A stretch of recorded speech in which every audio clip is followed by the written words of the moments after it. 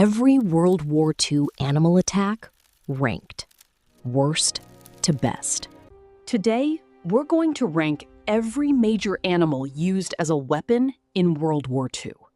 From the ones that got their own handlers killed, to the ones that genuinely, terrifyingly changed battles. Let's start at the bottom. D tier, worst tier. Desperate ideas, tragic outcomes. Rank 10, bat bombs, United States. Picture this. It's 1943. The United States military is desperate for a way to destroy Japanese cities, which are built almost entirely of wood and paper.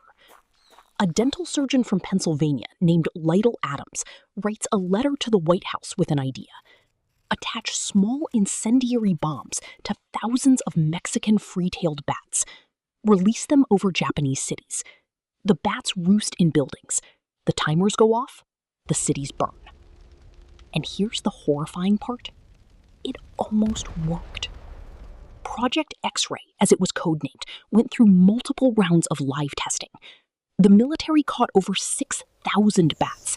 Surgeons physically sutured tiny napalm capsules to their chests under general anesthesia. They were packed into cardboard tubes, loaded into bomb casings, and dropped from aircraft. During one test at Carlsbad Army Airfield in New Mexico, the bats escaped before handlers were ready. They roosted under a fuel tank and a general's car. Both caught fire. The airfield partially burned down. The United States military had accidentally bombed itself with bats.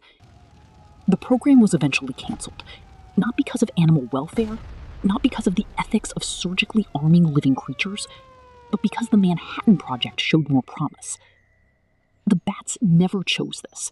They were anesthetized, sutured, packed into the dark, and dropped from the sky. Thousands died in testing alone. This sits at the bottom of the ranking not because it failed tactically. It sits here because of what it represents. The willingness to reduce a living creature to a delivery mechanism. Rank 9. Anti-tank dogs. Soviet Union. The Soviet Union had a problem in the early years of the Eastern Front. German panzers were tearing through Soviet lines faster than infantry could respond. Anti-tank guns were scarce. Molotov cocktails required suicidal proximity. So someone, somewhere in the chain of command, arrived at an idea that should have stayed unspoken. Train dogs to associate food with the underside of tanks. Strap explosives to their backs. Release them toward German armor in battle. The Soviet military called them Istrebitel Tankov, tank destroyer dogs. They trained hundreds of German Shepherd mixes through a Pavlovian conditioning process. Food was hidden under stationary Soviet tanks during training. The dogs learned, go under the tank, get food. Then, in combat, the explosives on their backs were detonated remotely, or by a pressure trigger, as the dogs slid beneath the vehicle. The program ran from 1941 through at least 1942. The dogs destroyed at least a handful of tanks. Soviet sources claim around 300, though Western historians consider that number inflated. But here is where the program falls apart. The dogs were trained on Soviet diesel-powered tanks. German tanks ran on gasoline. The smell was different. In the noise and chaos of an actual battle, disoriented and terrified, many of the dogs turned back toward Soviet lines, still armed. Soviet troops had to shoot their own dogs to prevent friendly casualties. At the Battle of Kursk, anti-tank dogs reportedly caused enough chaos in Soviet lines that commanders began questioning the entire program. By 1943, the program was quietly phased out. No memorials were built for the dogs. C tier, bad tier. Good animals, terrible decisions. Rank 8. Exploding rats. Britain, SOE. The Special Operations Executive was Britain's wartime sabotage agency, the organization Churchill famously ordered to set Europe ablaze. They ran resistance networks, smuggled weapons, forged documents, and occasionally came up with ideas so strange they belong in a different kind of war entirely. In 1941, the SOE developed what they called exploding rats. The concept was precise. Obtain rat carcasses, fill them with plastic explosive, leave them near German coal depots and boiler rooms. German workers, encountering a dead rat, would shovel it into a furnace. The heat would trigger the explosive. Boilers would rupture, factories would lose power. It was clever. In a very specific, very British way, it was genius. The problem was that the Germans intercepted the first shipment before a single rat ever reached a furnace. They found the entire batch, studied them, and immediately distributed samples and instructional photographs to military personnel across occupied Europe. German stokers, maintenance workers, and factory staff were suddenly on high alert for dead rats, checking them, poking them, treating every dead rodent as a potential bomb. The exploding rats never exploded a single boiler, but the SOE's official assessment afterward was almost optimistic. The program had worked, in a way. German personnel now spent real time and resources inspecting dead animals across occupied Europe. That was man-hours. That was attention diverted from actual threats. It ranks at 8 because the animal, in this case, wasn't alive to suffer. But the concept of turning even a dead creature into a weapon crosses something. Rank 7. Incendiary birds. Various, ancient concept, WW2 echoes. Before we get to the genuine weapons-grade animals of this war, it's worth acknowledging a category that appeared repeatedly in WW2 planning documents: the incendiary bird. Multiple nations during World War II explored, in various stages of seriousness, the idea of training birds to carry and deploy small incendiary payloads. The British studied it. The Japanese explored it. American intelligence reports from the Pacific Theater mention recovered Japanese planning documents that referenced bird delivery systems for chemical irritants. None of these programs reached operational deployment. Most died in committee. The fundamental problem was the same every time. Birds, unlike dogs, cannot be reliably redirected to a specific structure. A bird released near a target will fly toward food, toward its flock, toward wherever it was raised, not toward a specific building because a handler pointed at it. The behavioral gap between this creature is near the target and this creature will reach the target proved impossible to close with the training technology of the era. They rank at 7 not because of effectiveness, but because of what they reveal about military thinking in this period: an almost compulsive desire to weaponize every creature that moved. B tier, mid tier. Animals that actually changed battles. Rank 6. Glowworms. British military intelligence. This one sounds like a myth. It is not. In the early months of World War I, and carried forward in improvised military practice into World War II, British officers in the field used living glowworms, bioluminescent beetles, to read maps in the trenches. Collecting jars of them provided just enough cold, directionless light to orient a compass, trace a route on paper, or read coordinates without exposing a lantern to snipers. The practice sounds quaint until you understand what it means tactically. In absolute darkness, even a small navigational advantage compounds over hours. A patrol that knows where it is, compared to a patrol that doesn't, is not twice as effective. It's a different category of operational unit entirely. In WW2, glowworm use was documented in the Pacific Theater by Allied forces operating in jungle conditions, where any light source could give away a position. The bioluminescence was dim enough to be invisible beyond arm's length.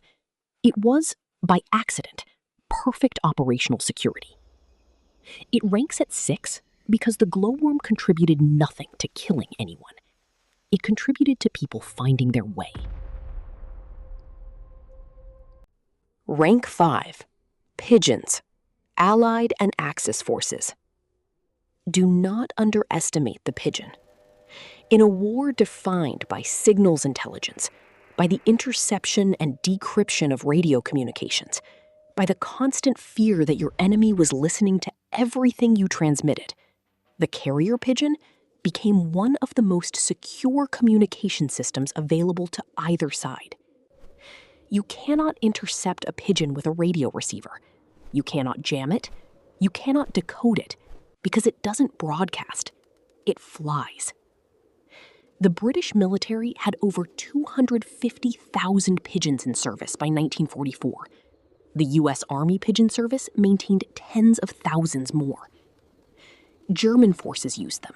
So did resistance networks across occupied Europe.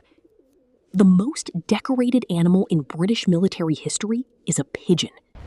Cherami, technically a World War I bird, but the lineage and the legend carried directly into WW2 training doctrine. In WW2, a pigeon named Mary of Exeter survived multiple falcon attacks. The Germans trained falcons specifically to intercept Allied pigeons, returned to her loft with wounds so severe her handlers doubted she would live, was stitched back together, and flew again. A pigeon named Patty won the Dickon Medal, the animal equivalent of the Victoria Cross, for the fastest confirmed message delivery from Normandy after D-Day. 36 minutes. No encryption needed.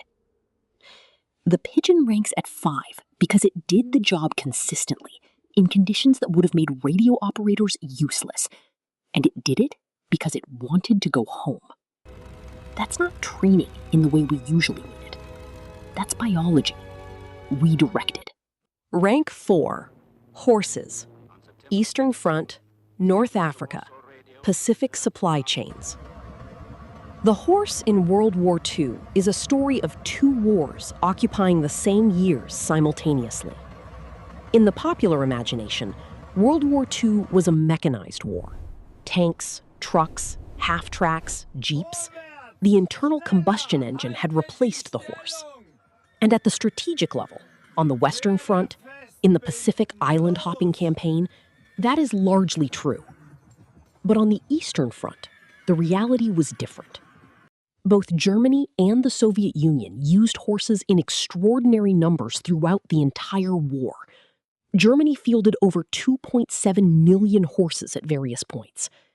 When the Wehrmacht's trucks broke down in the Russian winter, and they did break down, constantly, because German military vehicles were engineered for Central European roads and temperatures, the supply lines that kept frontline soldiers fed and armed ran on horses.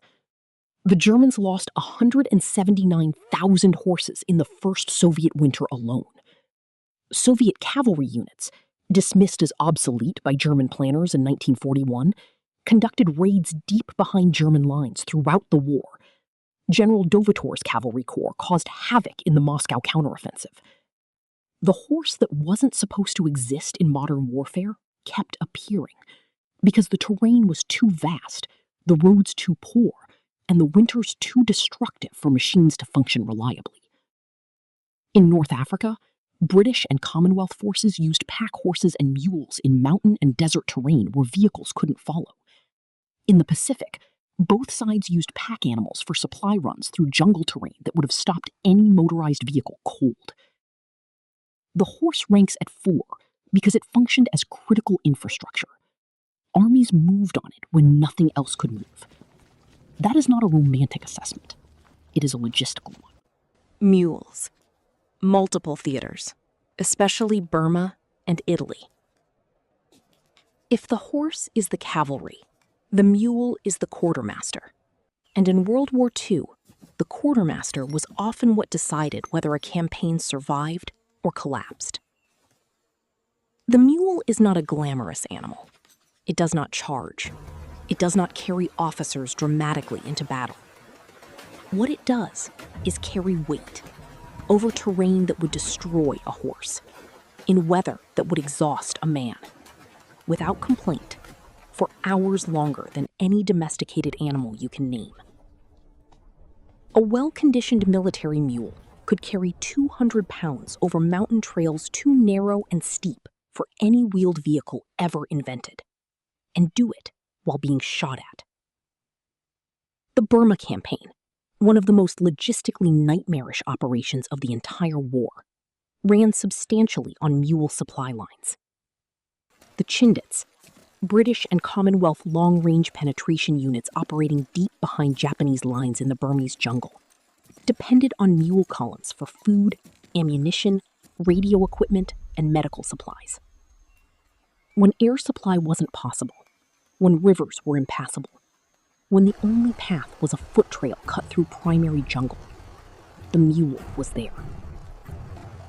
In Italy, the mountainous terrain of the Gothic Line and the campaigns around Monte Cassino made conventional vehicle supply nearly impossible through entire sections of the front. The U.S. Army mule pack companies, made up significantly of soldiers from farming backgrounds who knew how to handle animals, became critical supply arteries. One American handler described his mules this way. They complained less than the men.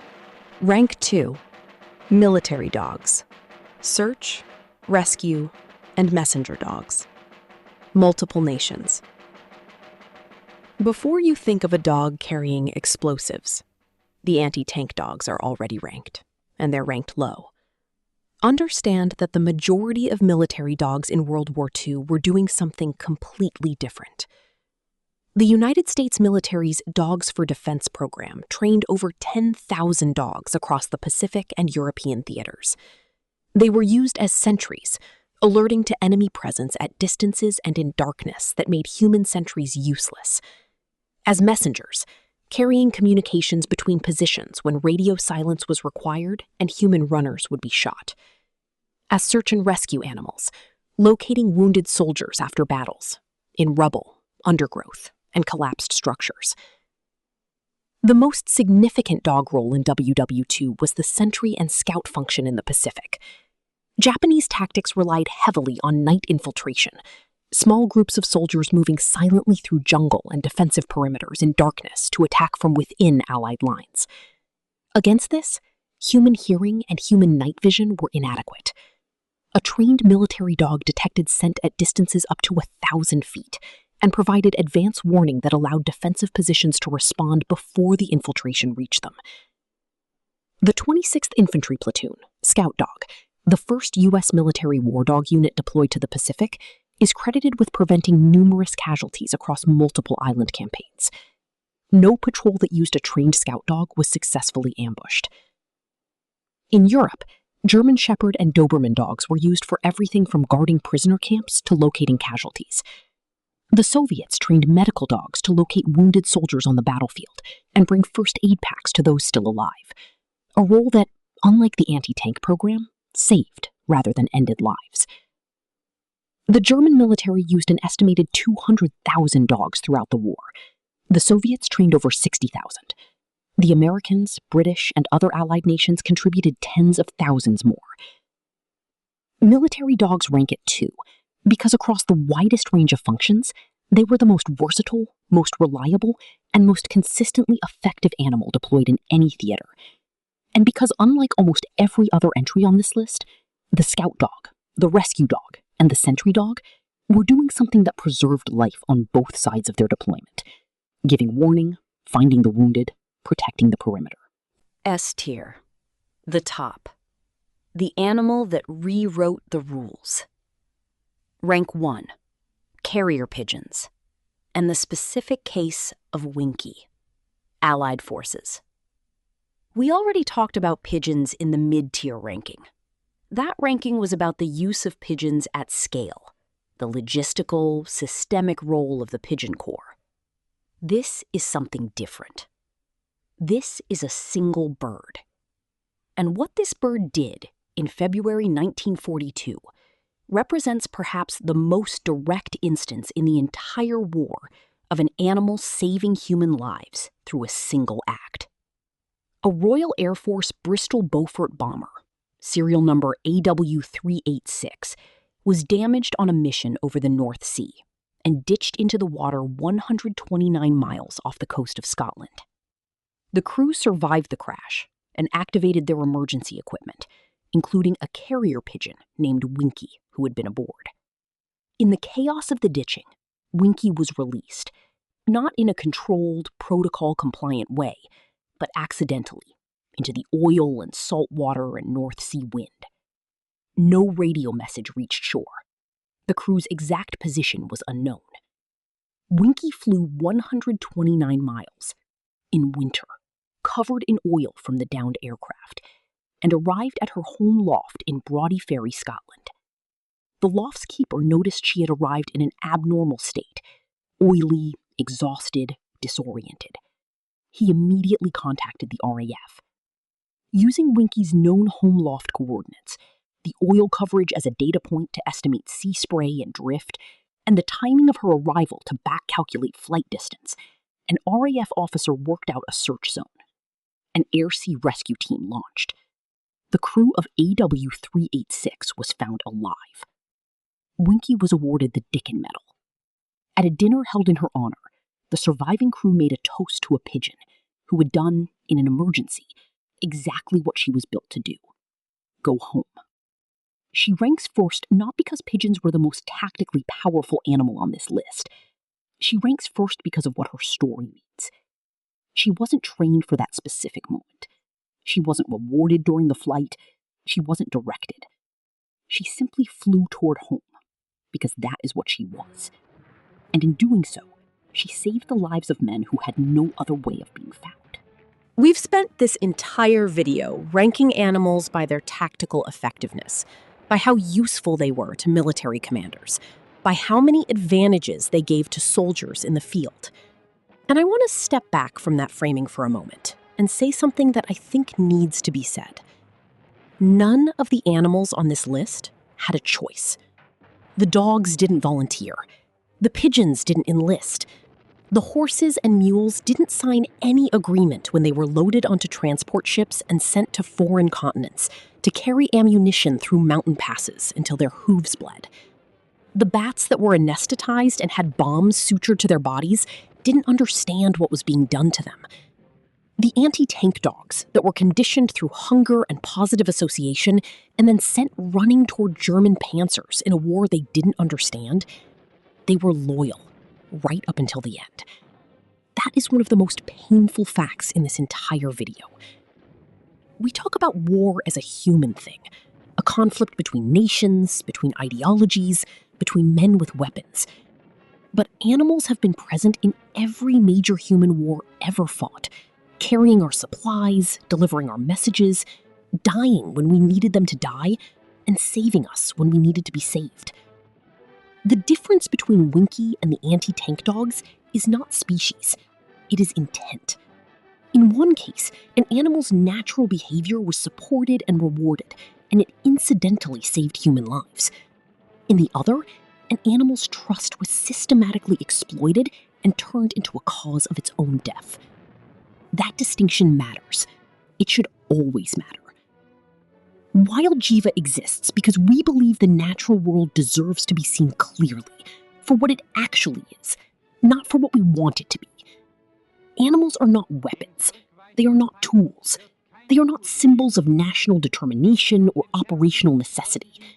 They are beings with their own behavioral lives, their own experiences, their own versions of fear and loyalty and exhaustion. The animals of World War II served because they had no alternative. The least we can do, the very least, is remember that and carry it forward into how we treat them now. Subscribe if this kind of content is what you're looking for. We're building something here, and every subscriber is part of that. Drop a comment below. Which animal surprised you most? Which ranking do you disagree with? We read everything.